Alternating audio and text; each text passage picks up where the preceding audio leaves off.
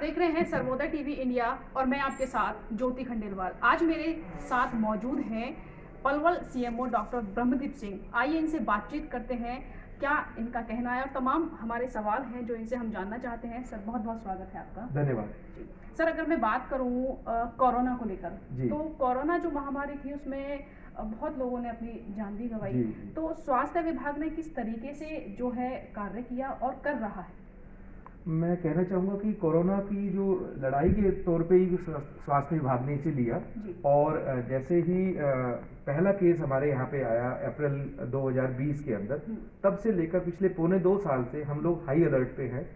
हमारा काम सबसे पहले शुरू होता है किसी को आइडेंटिफाई करना कि अगर उसको लक्षण हैं तो लक्षण होने की स्थिति में उसके टेस्ट जल्द से जल्द कराए जाए, उसकी टेस्ट की रिपोर्ट जल्द से जल्द मंगवाई जाए।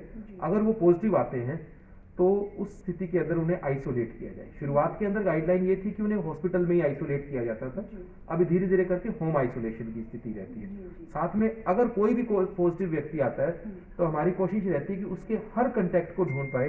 अभी तक जितने हमारी पॉजिटिव आए हैं, हमारी एवरेज कंटेक्ट ट्रेसिंग लगभग 21 है कि हर व्यक्ति के 21 हमने कंटेक्ट ढूंढे हैं और लगातार जारी रहती है। और उसी वजह से एक से दूसरे का जो इन्फेक्शन रेट है, जो संक्रमण दर है, वो कम हो जाती है। क्योंकि हम बहुत ज़्यादा आगे तक ढूंढ लेते हैं लोगों को, कहीं किसी से और से मिले हों तो उसको भी कैच कर पाए और फिर उन्हें भी क्वारंटीन किया जाता है। जो अगर कोई पॉजिटिव मिलते हैं, पॉजिटिव मिलने की स्थिति में पहले उनको हॉस्पिटल में ट्रीट किया जाता था, अभी उनको हॉस्पिटल की बजाय होम आइसोलेशन के माध्यम से ट्रीट किया जाता है। और जो अभी की जो वो है स्ट्रेन है वो रिलेटिवली लाइट है और इसी वजह से घर पर भी उन्हें हम ट्रीट कर पा रहे हैं। तो सर देखा गया था सेकेंड वेव में जो है ऑक्सीजन की बहुत भारी कमी के कारण लोगों ने अपनी जान गंवा दी थी, तो इस समय जो है ऑक्सीजन क्या भरपूर मात्रा में है या फिर ऐसा कोई क्रिटिकल केस कोरोना की वजह से अभी भी आ रहे हैं? केसेस तो अभी भी आ रहे हैं, रोज आ रहे हैं केसेस, लेकिन ऐसी स्थिति नहीं आ रही कि वो क्रिटिकल हो। ऑक्सीजन की आवश्यकता किसी किसी केस में पड़ती है। और दूसरी लहर के अंदर आप जैसे कह रहे हैं, बिल्कुल सही है कि उस समय ऑक्सीजन की आवश्यकता ज़्यादा पड़ती थी, केसेस भी एकदम से बहुत ज़्यादा आते और ऑक्सीजन की कमी होने लगी थी। उस सबको देखते हुए प्रदेश सरकार की ओर से और नेशनल लेवल की ओर से भी बड़ी सपोर्ट की गई। CSR एजेंसीज भी इसमें सामने आई और जो देश और प्रदेश की सरकार है उनके प्रयास के बाद में अभी अगर हम सरकारी तौर पे बात करें तो हमारे 2 यहाँ पे संयंत्र लगाए गए हैं। एक होडल में जो 1000 लीटर प्रति मिनट ऑक्सीजन बनाता है और एक पलवल में जो 500 लीटर प्रति मिनट बनाता है। इसी प्रकार से अलावलपुर में 100 लीटर प्रति मिनट का CSR के माध्यम से लगवाया गया है। और प्राइवेट हॉस्पिटल्स को भी दिशा निर्देश दिए गए थे और जितने भी 50 बेड से बड़े अस्पताल हैं सभी ने अपने अपने ऑक्सीजन के प्लांट्स लगा दिए हैं। इसके अलावा हम अपने जिले की बात करें तो हमने हर बेड पर ऑक्सीजन पाइपलाइन सिविल हॉस्पिटल में उपलब्ध कराई है। इसी प्रकार से होडल सिविल हॉस्पिटल में भी हर बेड पे ऑक्सीजन पाइपलाइन पहुंचाने का कार्य किया गया है। सर अगर मैं बात करूं जिले में अवैध गर्भपात की, तो जिला स्वास्थ्य विभाग इस पर क्या कार्रवाई कर रहा है? आप जानते हैं कि जो गर्भपात है उसके लिए लाइसेंस लेना पड़ता है, अगर और उसके लिए कारण बताना पड़ता है कि आप गर्भपात क्यों कर रहे हैं। तो अगर कोई अवैध गर्भपात की सूचना मिलती है उस पर तुरंत कार्रवाई की जाती है। हम लोगों का reaction time less than 1 hour है, 1 घंटे के अंदर अंदर हम उसके लिए टीम प्रिपेयर कर लेते हैं, उसके लिए डिकॉय कस्टमर ढूंढ लेते हैं, उसके लिए जो वो करेंसी नोट्स इकट्ठे करने होते हैं आइडेंटिफाई करके वो सब कर लेते हैं और टीम 1 घंटे के अंदर हम रवाना कर देते हैं। हम लोगों का इसके लिए एक जो वो है संवेदनशीलता बहुत ज़्यादा है अवैध गर्भपात को रोकने के लिए। और साथ के अंदर मैं आपके चैनल के माध्यम से ये भी कहना चाहूँगा, अगर कोई भी व्यक्ति ऐसा गलत काम कर रहा है तो आज ही वो छोड़ दे।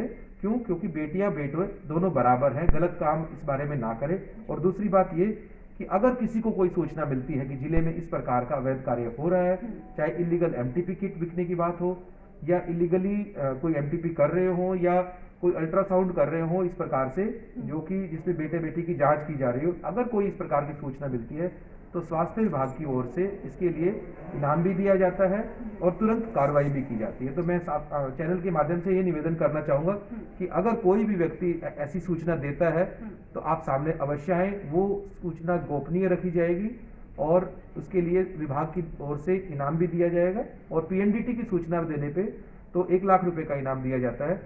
और साथ के अंदर खाली पैसे की बात, इनाम की बात नहीं है, आप एक एक वो सामाजिक काम भी कर रहे हैं जो कि समाज के अंदर सुधार की ओर हम अग्रसर हो पाते हैं जिससे। सर अगर मैं बात करूं पलवल जिले में लिंग अनुपात की, जी। तो लिंग अनुपात में क्या स्थिति है पलवल में? पलवल जिले में लिंगानुपात में धीरे धीरे करके सुधार आता जा रहा जी। है। अभी हाल ही में जो रिपोर्ट आई, परसों रिपोर्ट आई, वो कि जनवरी के महीने का, हर महीने का ऐसे बताया जाता है, जी। तो जनवरी महीने का 971 आया है लिंगानुपात, यानी कि 971 बेटियां पैदा हुई हैं 1000 बेटों के मुकाबले में। आइडियली तो हमें 1000 ही होना चाहिए, दोनों बराबर होने चाहिए, लेकिन पहले की स्थिति को देखें जब कभी 800 होता था, उसको देखते हुए 971 बहुत अच्छा सुधार है और एक बहुत अच्छा उछाल आया है पहले के मुकाबले में। अभी हम चौथे नंबर पे हैं स्टेट के अंदर। स्टेट में हर जगह पर ही सुधार हो रहा है।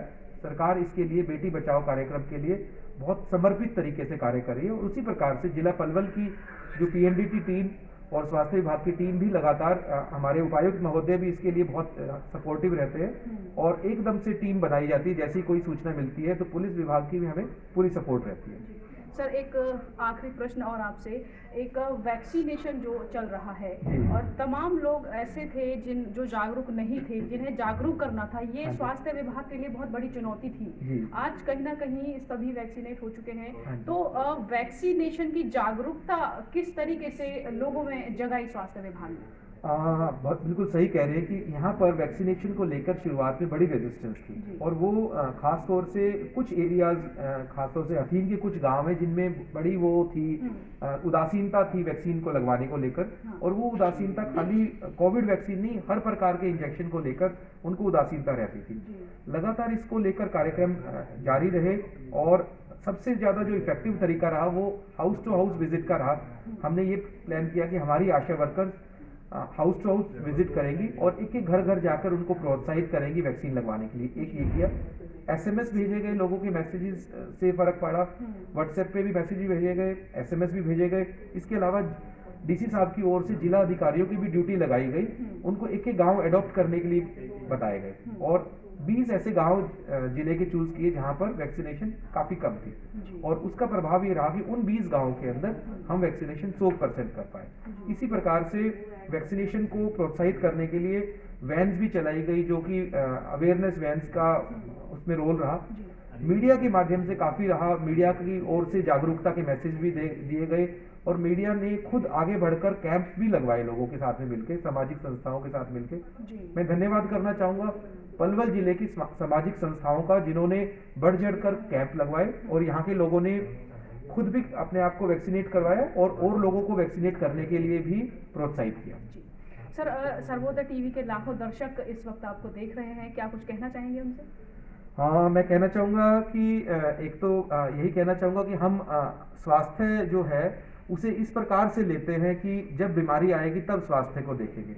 हमें अपने स्वास्थ्य का लगातार ध्यान रखना चाहिए, और उसके लिए रेगुलर एक्सरसाइज करना, बैलेंस्ड फूड लेना, तनाव मुक्त जीवन रखना, और उसके अलावा खुद भी जागरूक रहना और समाज में और लोगों को भी जागरूक करना। इन सब चीज़ों पर अगर हम ध्यान देते हैं तो हम एक स्वस्थ समाज का निर्माण कर सकते हैं। और उसके अलावा कुछ बीमारियां ऐसी हैं जो हो जाती हैं, हमें नहीं पता लगता, तो ऐसे केसेस के अंदर किसी भी बीमारी का इलाज बेहतर होता है अगर हम उस बीमारी का इलाज जल्द करवा दें, यानी कि अर्ली डायग्नोसिस कर पाए। तो सभी को एक स्वस्थ समाज बनाने के लिए संकल्प लेना चाहिए, और अगर भारतवर्ष स्वस्थ होगा तो हमें विश्व गुरु बनाने से कोई रोक नहीं सकता।